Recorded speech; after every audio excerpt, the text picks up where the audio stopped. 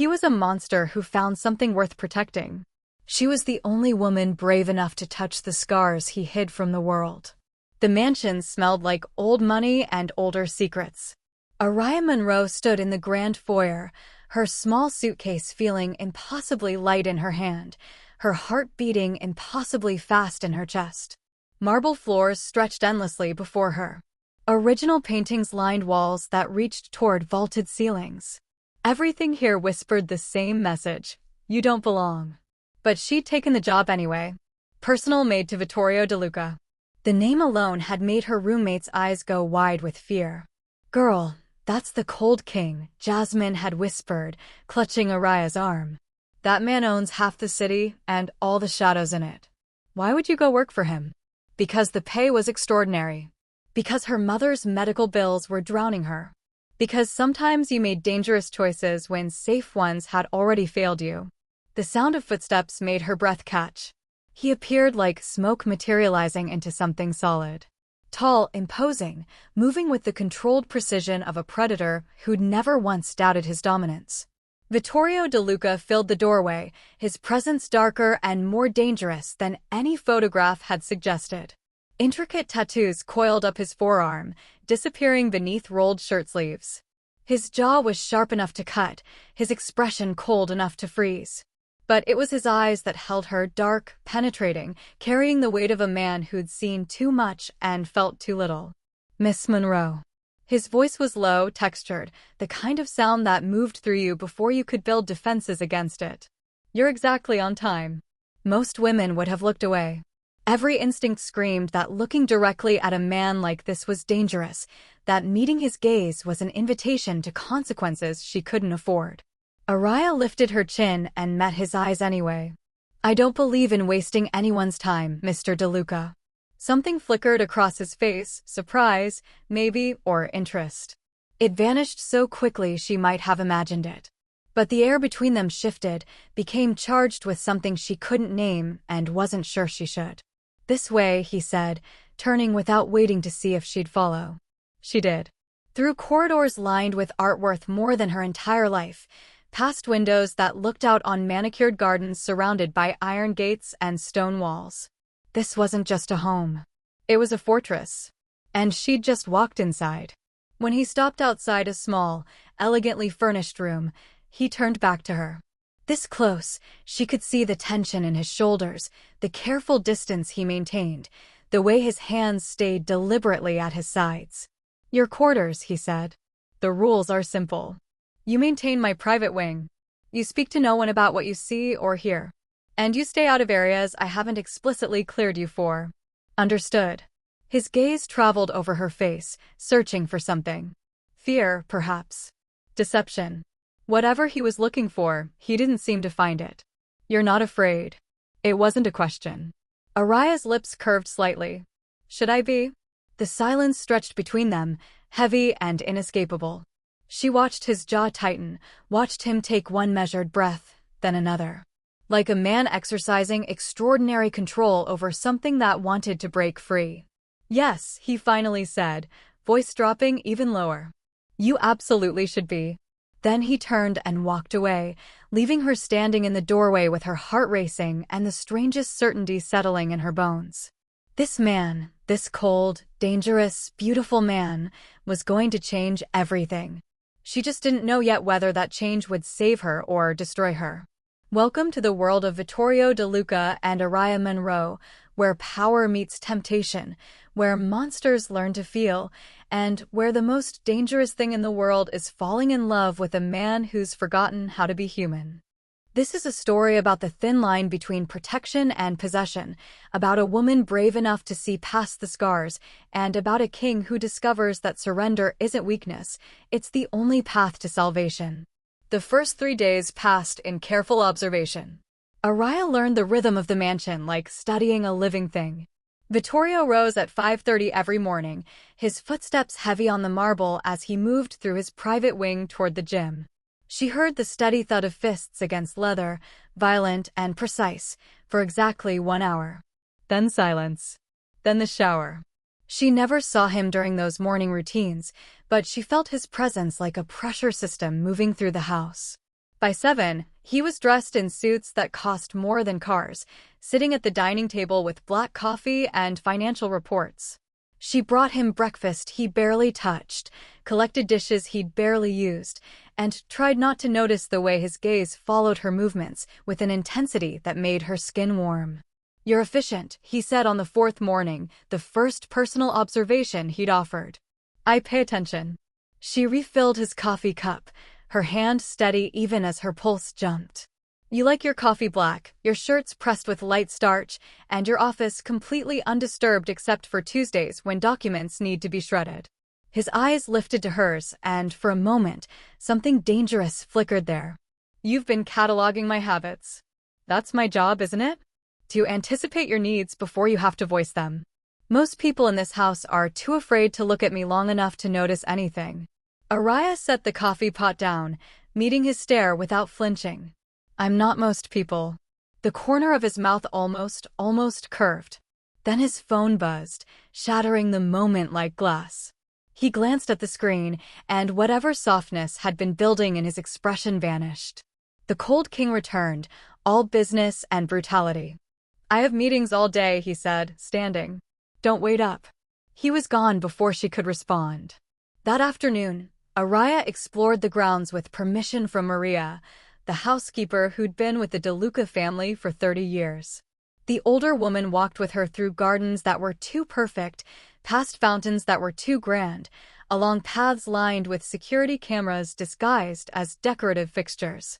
"It's beautiful," Araya said carefully. "It's a cage." Maria's voice was matter-of-fact. "A gilded one, but a cage nonetheless. Those iron spikes on the walls? They keep people out.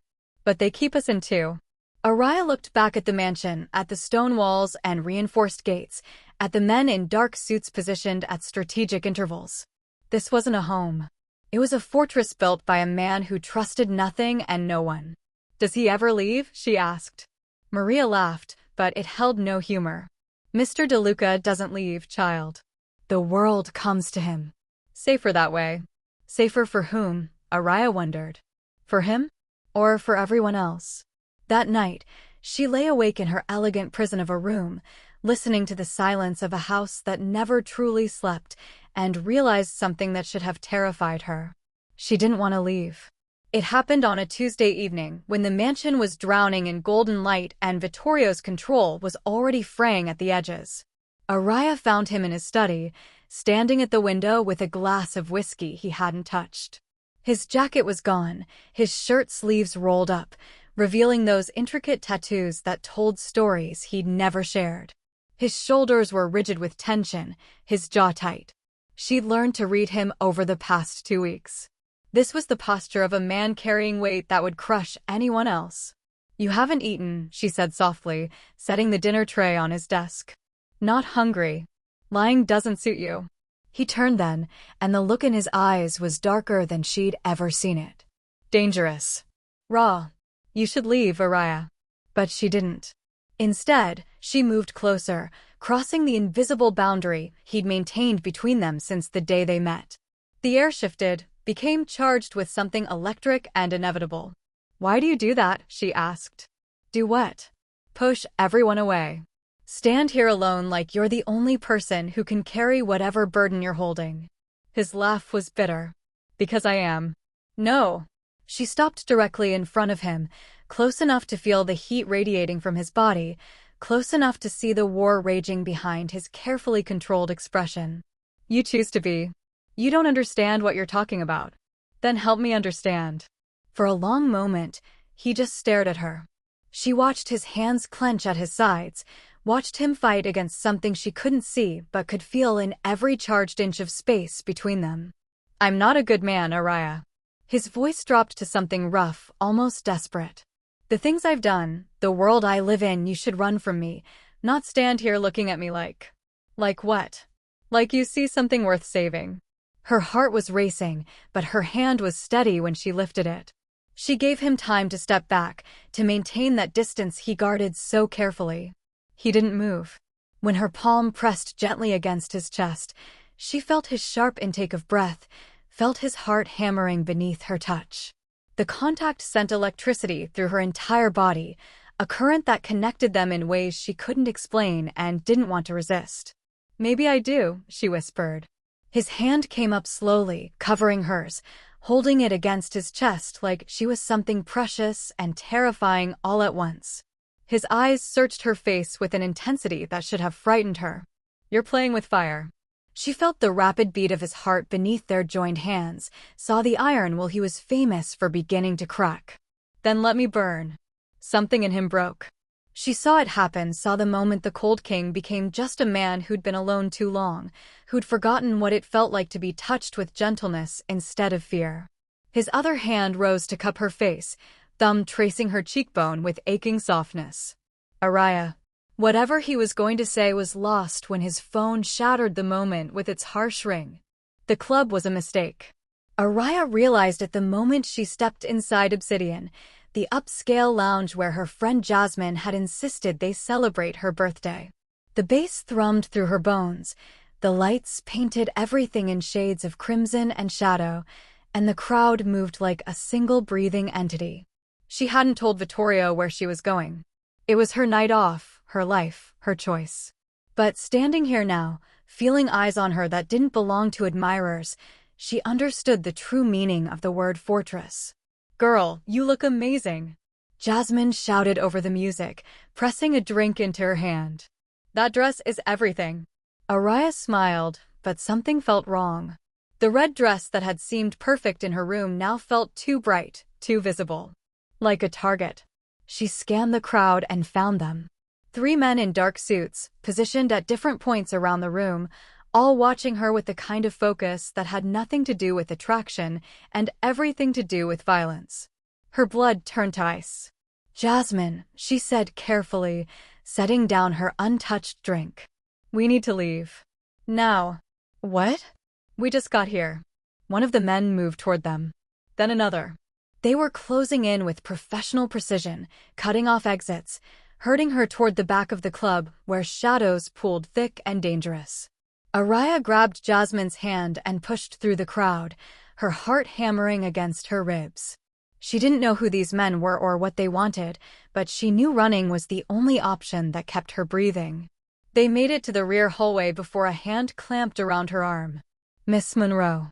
The voice was accented, cold. "Our employer would like a word." She spun, ready to fight, but froze when she saw the gun pressed discreetly against Jasmine's side. The man holding it smiled without warmth. "Don't make a scene. Just come quietly, and your friend lives." Terror flooded her system, but before she could respond, the world exploded into violence. Vittorio appeared like vengeance given form.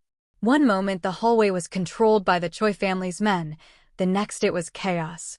He moved with lethal precision, disarming the first man with brutal efficiency, his fist connecting with bone in a sickening crack. 2 more of his men materialized from nowhere, extracting Jasmine from danger while Vittorio positioned himself between Araya and the remaining threats. "You made a mistake," Vittorio said, his voice carrying death in every syllable. "Touching what's mine." The lead operative raised his hands slowly. "The Choi family sends a message to Luca. You've been too visible. Your weakness has been identified."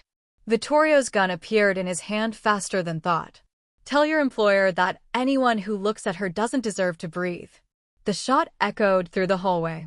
Minutes later, Araya was in Vittorio's car, her body shaking with adrenaline and shock. He drove in absolute silence, his jaw tight, his knuckles white on the steering wheel. "Where are we going?" she asked. "Somewhere safe." His eyes met hers in the rearview mirror, and what she saw there was possession and fury and something terrifyingly close to fear. "My private wing. Where I can protect you." "Vittorio. You almost died tonight because of me." His voice cracked slightly. "That ends now." They drove through the night, leaving the city behind until concrete gave way to coastline and the scent of salt replaced smoke and danger. Araya watched Vittorio's profile in the darkness, the way his grip on the steering wheel had finally loosened, the way exhaustion carved deeper lines into his face. He'd made 3 calls during the drive, each one brief and brutal, reorganizing his entire operation to account for one variable that shouldn't have mattered. "Her. How did you know?" she asked finally, her voice cutting through the silence. "How did you know I was in danger?" "I always know where you are." He said it without apology, without shame. "From the moment you entered my home, I've had eyes on you." She should have been angry. Should have felt violated by the surveillance, the control. But all she felt was the ghost of those hands on her in the club, the gun pressed against Jasmine's ribs, and the terrifying realization of what would have happened if Vittorio hadn't been watching. "Thank you," she whispered. His jaw tightened. "Don't thank me. This is my fault. They targeted you because He stopped, the words dying in his throat. "Because you what?" He didn't answer. The safe house appeared as dawn broke over the ocean, a modern structure of glass and stone perched on a cliff edge, isolated and defensible. Beautiful in its darkness, lonely in its perfection. Inside, floor-to-ceiling windows framed the endless sea. The space was minimalist, but comfortable, stocked with everything they'd need for an extended stay. Another fortress, just with better views. Vittorio moved through the house with practiced efficiency, checking security systems, ensuring perimeter defenses. When he finally stopped, he stood at the window, his back to her, his shoulders carrying that familiar weight. "My father built this kingdom on blood," he said quietly, his voice barely audible over the distant crash of waves. "When he died, I inherited everything. The power, the wealth, the enemies. I was 23 years old, and I had a choice: abandon it all or become the monster required to maintain it."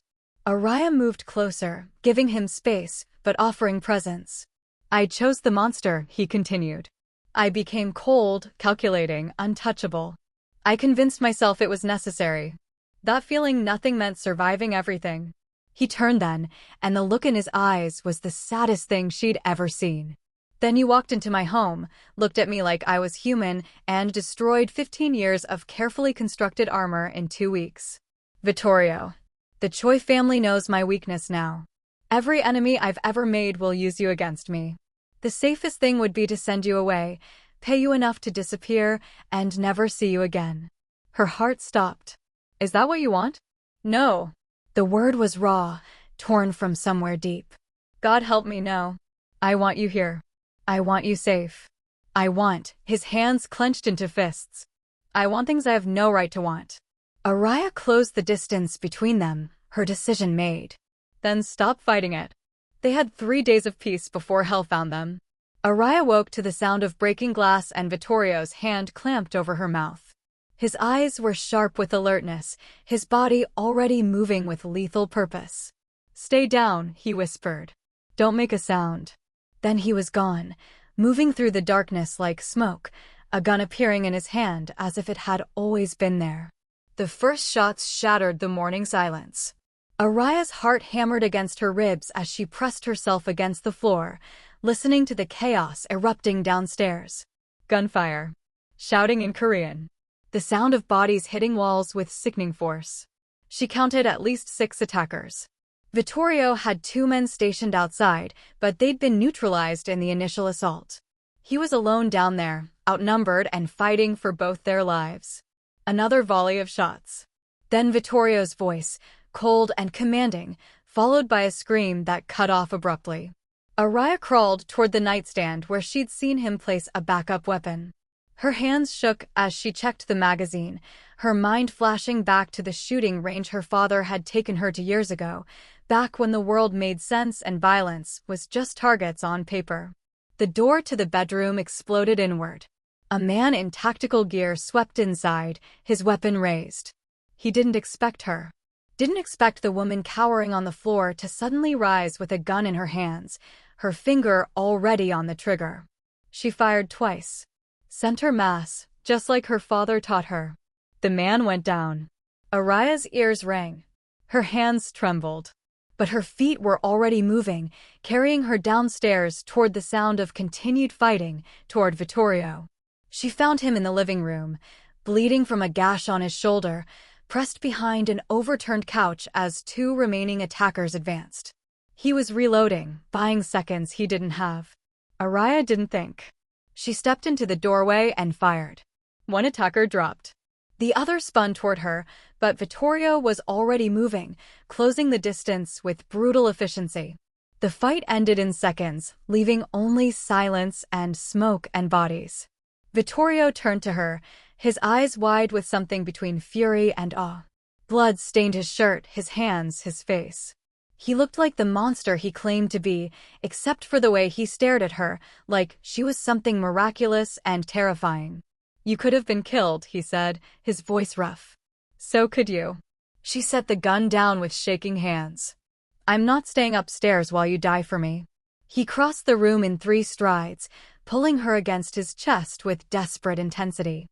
His heart thundered beneath her ear, proof that they were both still breathing, still alive. "You're not a captive," he whispered into her hair. "You never were." "I know." She pulled back to meet his eyes. "I'm your partner. Get used to it." The conference room in the mansion's basement had never been intended for outsiders to see. Araya stood beside Vittorio at the head of a long obsidian table, surrounded by 12 men who looked at her with varying degrees of confusion, concern, and barely concealed hostility. These were his captains, his most trusted enforcers, men who'd built their lives on the foundation of the De Luca Empire. And Vittorio was about to shake that foundation to its core. "Gentlemen," he began, his voice carrying the cold authority that had made him a king. "The Choi family attacked my safe house yesterday. They came for what's mine. 6 men dead, a secure location compromised, and a message delivered." Marco Santini, his oldest lieutenant, leaned forward. "With respect, boss, we can retaliate. Hit their operations, make them bleed for—" "They came for her," Vittorio interrupted, his hand moving to rest on Araya's lower back. The touch was possessive, protective, deliberate. "They will keep coming for her. Which means we have a choice to make." The silence in the room was suffocating. "You're making her a target," said Vincent Chin, his tone careful. "Every rival family will see her as your weakness. They'll use her too. Let them try." Vittorio's voice dropped to something lethal. "I'm declaring this now, so there's no confusion, no room for interpretation. Araya Monroe is under my protection. Anyone who threatens her doesn't deserve to breathe.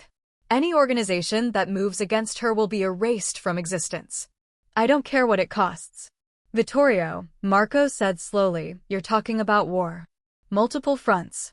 The Choi family, possibly the Russians, maybe even the Italians if they sense weakness.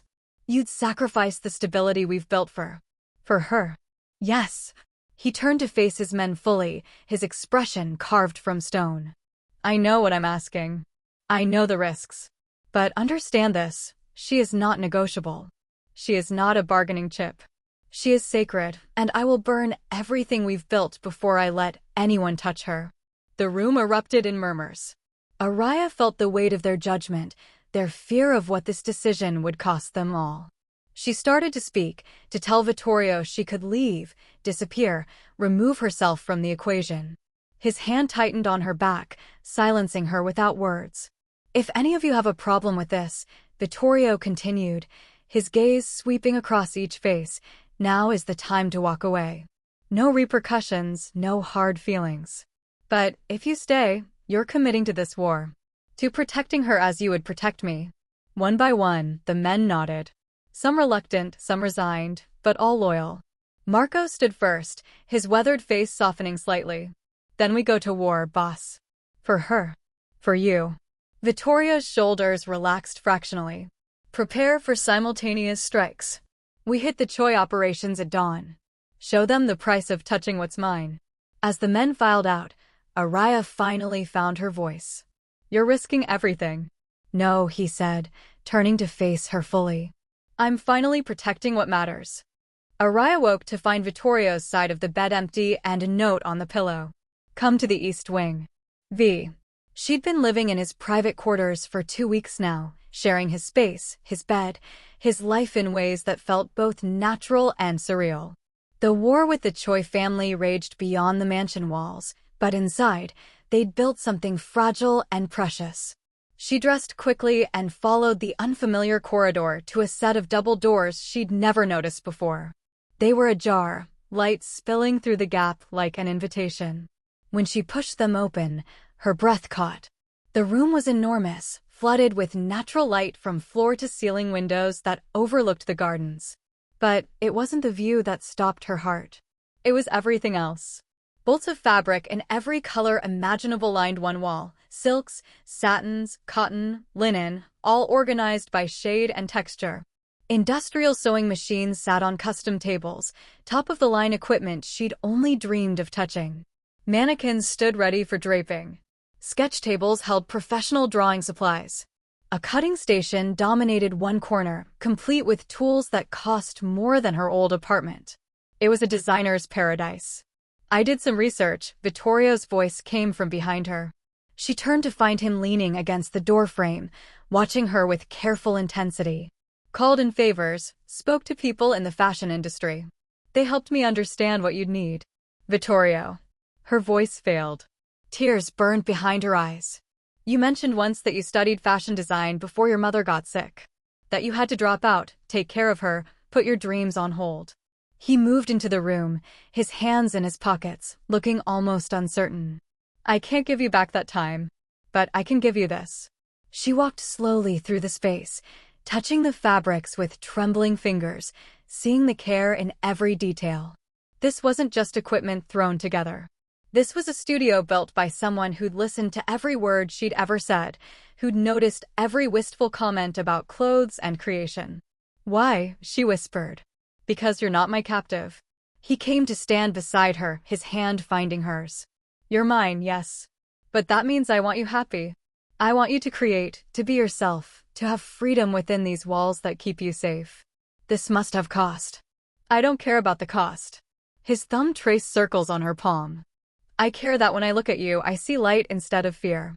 I care that you choose to stay, not because you have to, but because you want to. Araya turned to face him fully, seeing past the cold king to the man who'd built her a dream because he was terrified of being a cage. I do want to stay, she said softly. Not because of this, though it's beautiful. Because of you. Something in his expression cracked open, vulnerable and raw. I don't deserve you. Probably not. She smiled through her tears. But you're stuck with me anyway. The photograph arrived on a Tuesday, slipped under Araya's studio door while Vittorio was in a meeting. Her hands shook as she stared at the image. It showed her father alive, when she'd been told he died 3 years ago. The accompanying note was brief and devastating. Your father lives in our custody.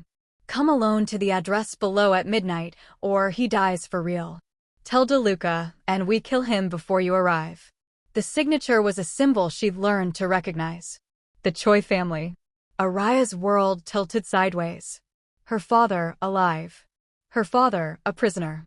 Her father, used as bait in a game she'd never wanted to play. She looked at the address, then at the clock. 6 hours. The smart choice was to tell Vittorio. But the note's threat was explicit, and she'd seen what these people were capable of. If there was even a chance her father was alive, she couldn't risk his life by involving Vittorio's army. She left at 11:30, slipping past security during a shift change she'd memorized weeks ago. The warehouse district was exactly as menacing as expected, abandoned buildings and shadows that moved with predatory intent. Araya's hand closed around the small gun Vittorio had insisted she carry, her heart hammering against her ribs. She made it 50 feet inside the specified building before lights blazed to life. Vincent Chin stepped from the shadows, but not as Vittorio's lieutenant. His gun was pointed at her chest, his expression cold and businesslike. Miss Monroe. So predictable. Her blood turned to ice. Vincent? Did you really think DeLuca's organization was immune to infiltration? He smiled without warmth. I've been feeding information to the Choi family for 2 years. But you were the prize they really wanted. The weakness that would destroy the Cold King. My father, dead, has been for years. But you were so desperate to believe otherwise. He gestured with his gun. Now we wait for DeLuca to come rescue you, and when he does, we'll be ready. Araya's mind raced. She'd led Vittorio into a trap. Her stupidity, her hope, her weakness, it would get him killed. The warehouse doors exploded inward. Vittorio appeared like vengeance incarnate, but he wasn't reckless. His men fanned out with tactical precision, surrounding Vincent's position before a single shot could be fired. I installed a tracker in her bracelet, Vittorio said, his voice deadly calm as he approached. "Did you really think I'd let her go anywhere without knowing exactly where she was?" Vincent's gun swung toward Araya. The shot echoed through the warehouse, but it was Vincent who fell. Moments later, Araya was in Vittorio's arms, her body shaking with adrenaline and grief and relief. He held her like she was the only thing keeping him anchored to earth. "I'm sorry," she sobbed against his chest. "I thought, my father, I couldn't risk." "I know." His voice cracked. "I know, and I understand, and I love you." The words stopped her breath. "I love you," he repeated, pulling back to cup her face. "I love you, and it terrifies me, and I can't lose you. Not to them. Not to anything." "I love you too," she whispered. "God help me, I love you too." 1 year later, the mansion felt different. Sunlight poured through windows that were no longer barred with iron intent, but open to gardens where laughter echoed. The fortress had become a home, transformed not by renovation, but by the presence of joy where only shadows had lived before. Araya stood in her studio, putting the finishing touches on a collection that would debut at Milan Fashion Week next month. Her designs had caught the attention of critics who praised their bold fusion of power and vulnerability, strength wrapped in beauty. She smiled, thinking how much her work reflected the life she'd built. "Mama." The voice was small, bright, utterly fearless. Araya turned to find Vittorio in the doorway, their 10-month-old daughter Sophia balanced on his hip. The cold king had vanished entirely in moments like these, replaced by a man who made silly faces to earn giggles, who sang off-key lullabies at 3 in the morning, who looked at his daughter like she'd hung the stars.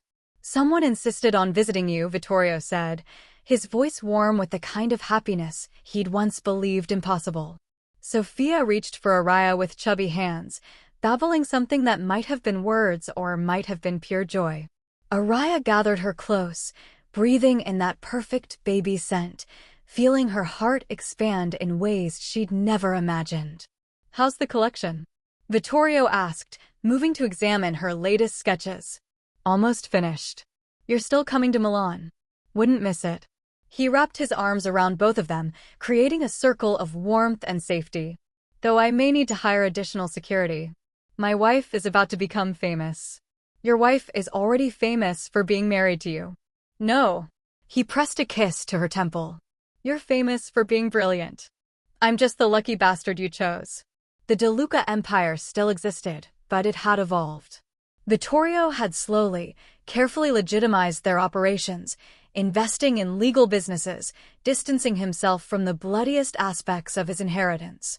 It wasn't complete, perhaps it never would be, but the man who'd once believed he could only be a monster had proven he could be so much more. "Do you ever regret it?" Araya asked softly. "Giving up the power, the control, the—" "Never." His answer was immediate, absolute. "You saved me, Araya. You and Sophia. You gave me a reason to be better than what I was raised to become." "You saved me too," she whispered. "You gave me a life I never dreamed possible." Sophia squealed, reaching for her father's face with sticky fingers. Vittorio caught her hand and kissed it, his expression so full of love it made Araya's chest ache. This was redemption. Not the absence of darkness, but the choice to walk toward light. Not perfection, but the daily decision to be better, to love harder, to build something beautiful from the ruins of what they'd been. Outside, the gardens bloomed. Inside, a family thrived. The cold king had finally learned to feel, and in feeling, he'd found salvation.